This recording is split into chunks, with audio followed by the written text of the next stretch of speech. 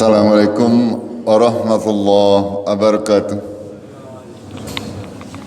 Alhamdulillahi rabbil alamin. Nahmaduhu wa nasta'inuhu wa nastaghfiruh.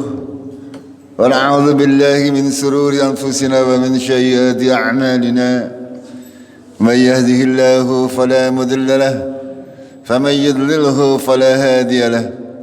أشهد أن لا إله إلا الله وحده لا شريك له وأشهد أن محمدا عبده ورسوله اللهم صل وسلم وبارك على محمد وعلى آله وعلى أصحابه أجمعين أما بعد قال الله تعالى في كتابه الكريم أعوذ بالله من الشيطان الرجيم يا أيها الذين آمنوا اتقوا الله حق تقاته ولا تموتن إلا وأنتم مسلمون يا أيها الذين آمنوا اتقوا الله وقولوا قولا سديدا يصلح لكم أعمالكم ويغفر لكم ذنوبكم ومن يطع الله ورسوله فقد فاز فوزا عظيما.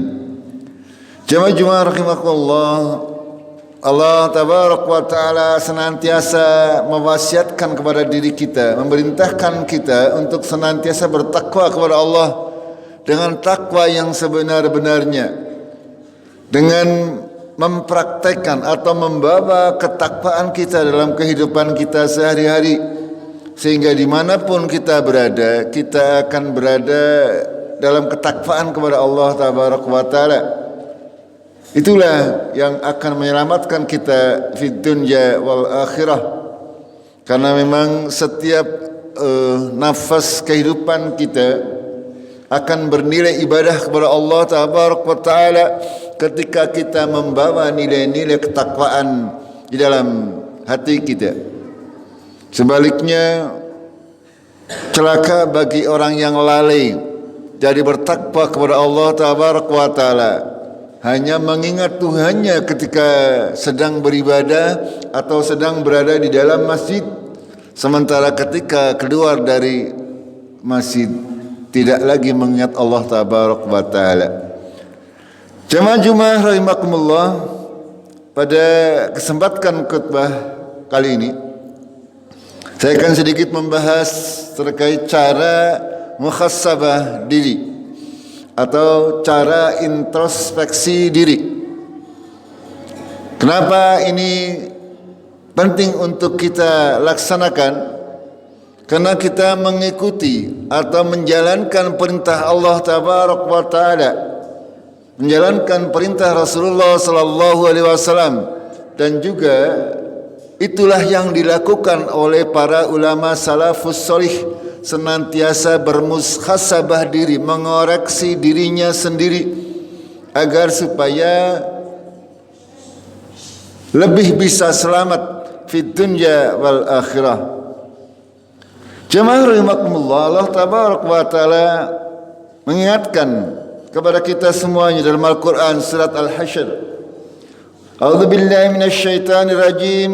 Ya ayyuhalladzina amanu taqullaha wal tanzur nafsun ma qaddamat lighad wattaqullaha innallaha khabirum bima ta'malun wa la takunu kalladzina nasullaha fa ansahum anfusahum ulaika humul fasiqun. Hai orang-orang yang beriman, bertakwalah kepada Allah dan hendaklah setiap diri memperhatikan apa-apa yang telah diperbuatnya, dipersiapkannya untuk menghadapi hari esok atau hari kematian atau hari akhirat kita. Dan bertakwalah kepada Allah, sesungguhnya Allah mengetahui apa yang kamu kerjakan. Dan janganlah kamu seperti orang-orang yang lupa kepada Allah, maka Allah menjadikan mereka lupa kepada dirinya sendiri, dan mereka itulah orang-orang yang fasik. Jemaah rahimakumullah, dari ayat surat Al-Hasyr ini Allah memerintahkan kita bahwa untuk setiap kita memperhatikan apa-apa yang dia sudah persiapkan untuk hari esoknya. Kita semuanya akan menghadapi kematian kita. Kita semuanya akan menghadap Allah tabaraka wa ta'ala. Kita semuanya akan bertanggung jawab terhadap apa-apa yang kita lakukan sewaktu di dunia. Dan Allah memperingatkan itu. Artinya Allah memerintahkan kita untuk muhasabah. Sudahkah saya siap untuk menghadap Allah Tabaraka wa Ta'ala? Apakah amal-amal saya cukup untuk membebaskan saya dari api neraka? Apakah amal-amal saya cukup untuk memasukkan saya ke dalam surganya Allah Tabaraka wa Ta'ala? Ini semestinya pemikiran kita sebagai kaum muslimin adalah seperti itu. Dan memang seperti itu yang diperintahkan oleh Allah, untuk senantiasa berintrospeksi.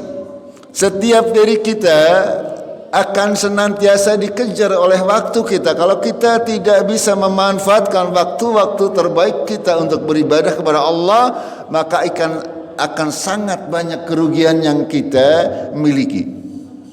Jamaah riwayatullah, ada sebuah hadis dari Rasulullah terkait peristiwa besok di Yaumul Qiyamah, di padang mahsyar. Dalam sebuah hadis dari Rasulullah sallallahu alaihi wasallam bersabda, Bismillahirrahmanirrahim, At-tadruna mal muflis, kata Rasulullah. Beliau bertanya kepada para sahabatnya, tahukah kalian siapakah orang yang bangkrut? Qalu al-muflisu fina man la dirhamalah wala mata'. Para sahabat menjawab, orang yang bangkrut dari golongan kami adalah orang yang tidak punya duit dan tidak punya harta benda. Itu jawaban para sahabat manusiawi. Faqal, maka Rasulullah bersabda, innal muflisa fi ummati ya'ti yaumal qiyamah. Ya, Rasulullah menjawab bahwasanya orang-orang yang bangkrut di kalangan umatku adalah orang-orang yang datang pada hari kiamat. Maksudnya datang menghadap Allah Tabaraka wa Ta'ala pada hari kiamat, bisolat wasiyam wazakah, dengan membawa pahala solat, pahala zakat, pahala puasa, pahala sodako, pahala yang lain-lain. Di dunianya sudah beramal soleh, sudah solat, sudah puasa, sudah zakat, datang kepada Allah Tabaraka wa Ta'ala. Akan tapi Rasulullah melanjutkan, wa ya'ti qad satama hadza wa qatafa hadza wa akala mala hadza wa safaka dama hadza wa daraba hadza fayu'ta hadza min hasanatihi wa hadza min hasanatihi fa in qaniyat hasanatuhu qabla an tufdha ma alayhi akhidhu min khatayahum faturihat alaihi thumma turikha finnar. Ya, Rasulullah sallallahu alaihi wasallam mengabarkan bahwasanya orang yang bangkrut kategorinya besok di yaumul qiyamah adalah orang yang datang membawa pahala salatnya. Dia sudah salat di waktu di dunia, lalu pahala puasa, datang kepada Allah. Kita membawa pahala puasa, pahala zakat, atau pahala-pahala yang lain. Tetapi ia juga datang dengan membawa dosa karena sudah mencaci maki. Si fulan mencaci maki ini, mencaci maki sesama muslim. Lalu ia juga melakukan menduduh saudaranya sesama muslim dengan tuduhan yang tidak benar, menuduh ini, menuduh itu dan sebagainya. Lalu dia juga memakan harta dengan cara yang tidak benar, suka berbohong dalam melakukan perdagangan, suka mengurangi takaran dan timbangan ketika berdagang dan sebagainya. Lalu ia juga menumpahkan darah ini dan memukul itu. Artinya dia banyak melakukan kezaliman, pernah menyakiti orang, baik menyakiti secara fisik maupun secara perasaan atau secara hati. Itu semuanya adalah kezaliman yang akan kita bawa dosanya sampai besok di yaumul qiyamah.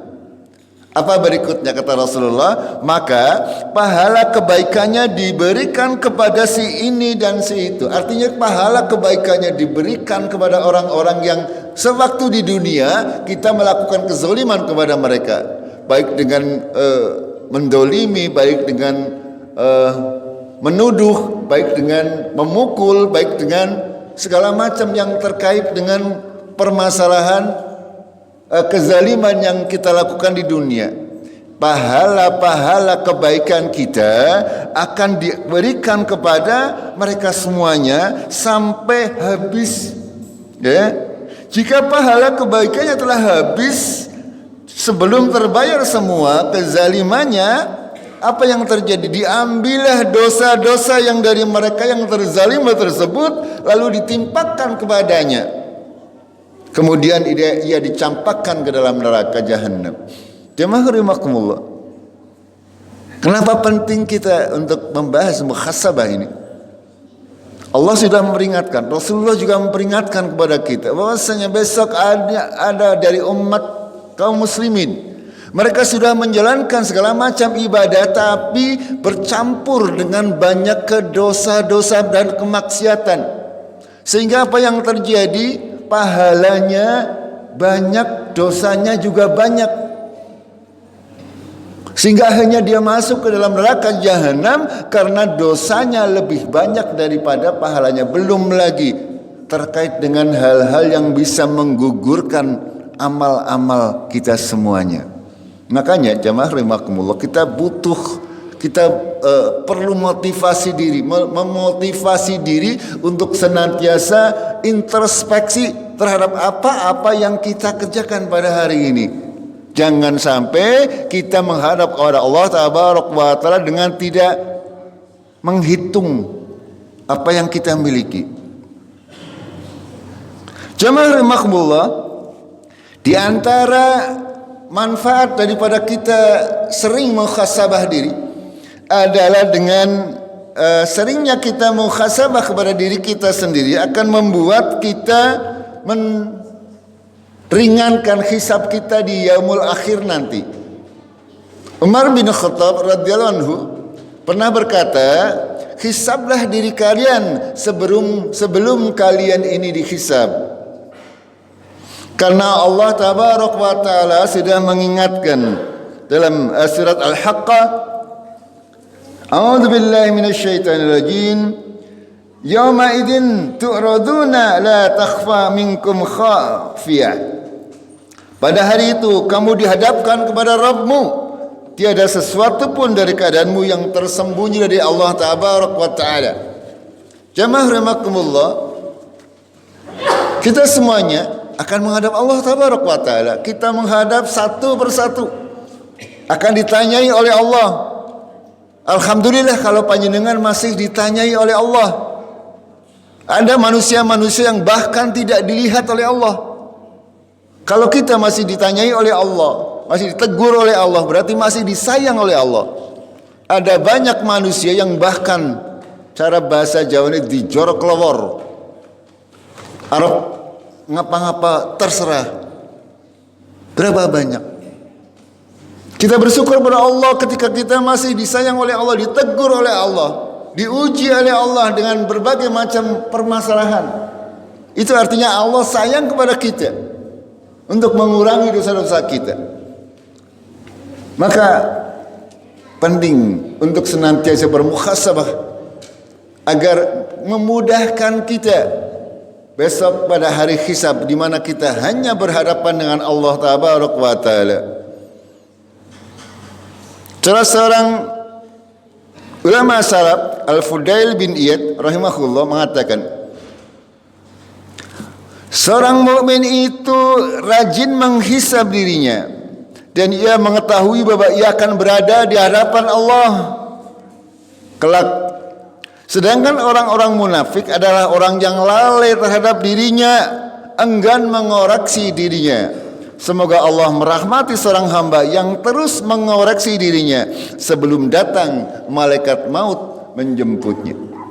Itu diantara manfaat muhasabah. Yang kedua adalah dengan banyak muhasabah, introspeksi kepada diri kita sendiri, maka akan bisa menjadikan seorang terus berada di atas petunjuk dan juga bisa mengobati penyakit-penyakit yang ada dalam hati kita. Kadang manusia tidak mengerti hatinya berpenyakit. Maka kalau tidak pernah mengkoreksi diri, maka dia merasa sebagai orang sehat, padahal hatinya sakit.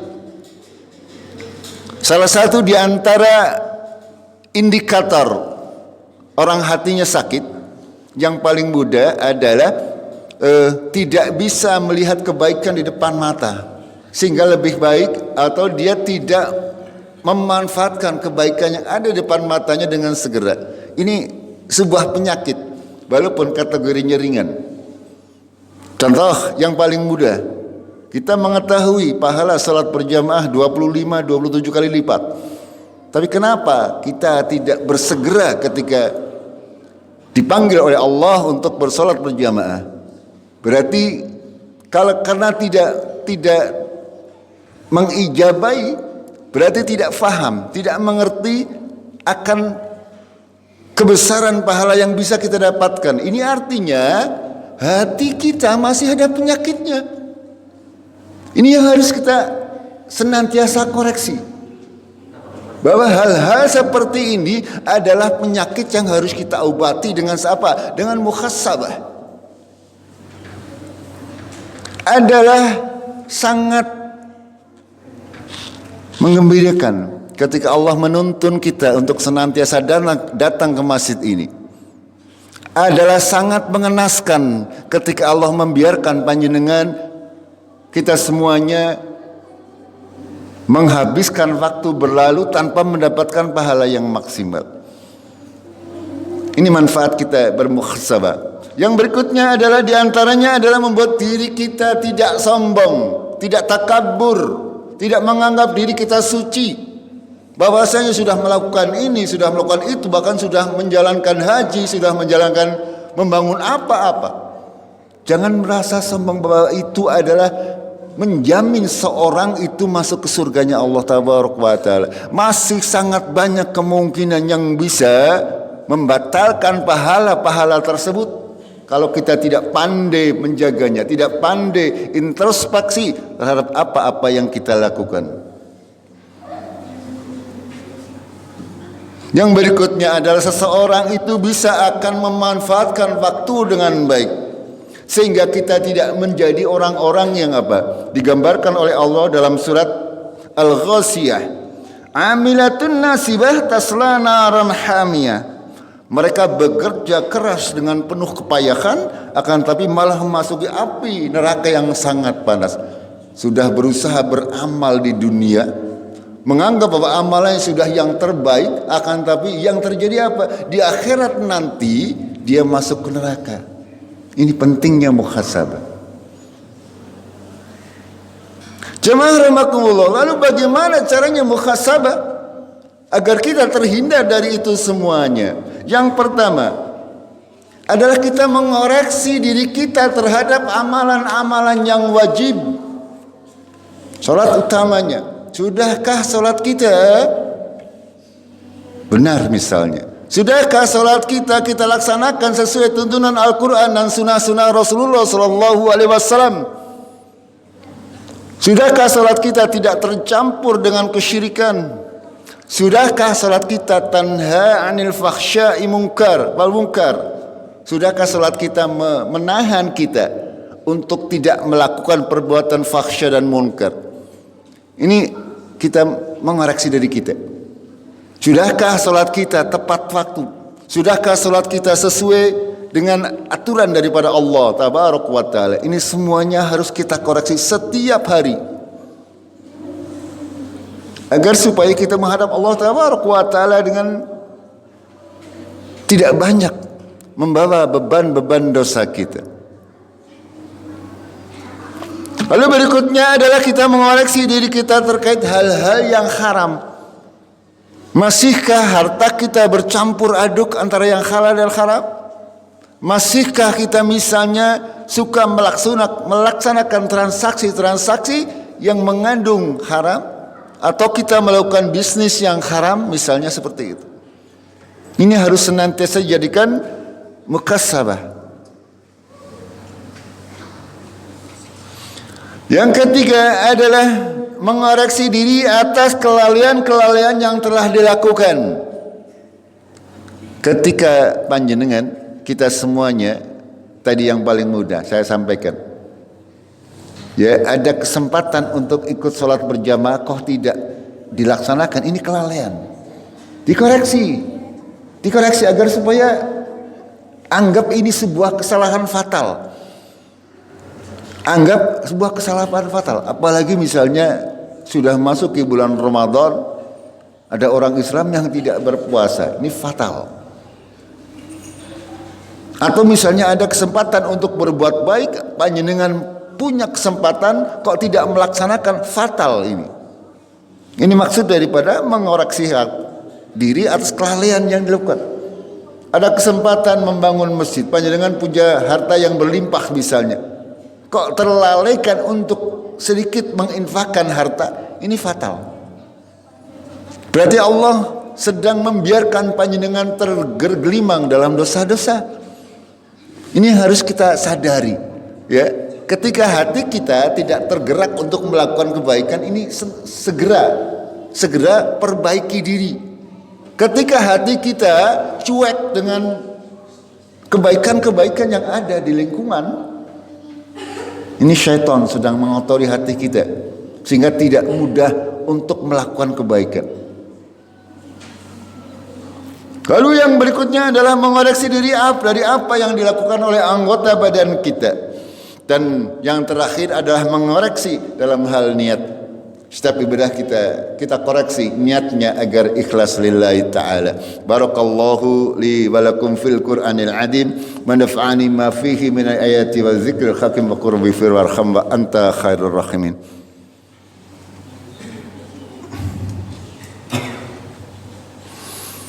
Alhamdulillahi rabbil alamin, hamdan tayyiban mubarakan fih mubarakan alaih kama yuhibbu rabbuna wa yarda asyhadu an la ilaha illallah wahdahu la syarika lah wa asyhadu anna muhammadan abduhu wa rasuluh. Allahumma salli wa sallim wa barik ala Muhammad wa ala alihi wa ala ashabihi ajma'in. Allahumma fir lil mu'minina wal mu'minat wal muslimina wal muslimat al ahya'i minhum wal amwat innaka samiun qaribun mujibud da'wat. Rabbana zalamna anfusana fa illam taghfir lana wa tarhamna lanakunanna minal khasirin.